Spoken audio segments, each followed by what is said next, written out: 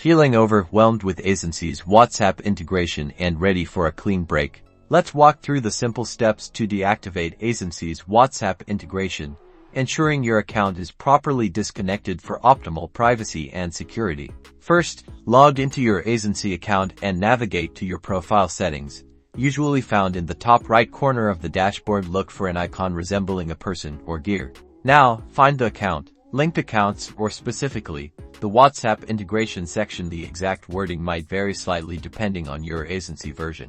Here you should see your connected WhatsApp account. Look for a button or link labeled Disconnect, Deactivate, or something similar. Click on it.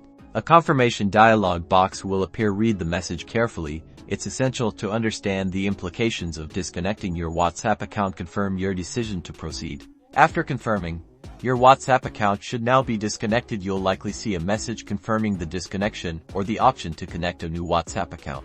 To be extra sure, double-check your notification settings within Aisensy. Disable any WhatsApp-related notifications to avoid receiving further alerts from the platform. And that's it. You've successfully deactivated your Aisensy WhatsApp integration, ensuring your data is secure and your privacy is protected.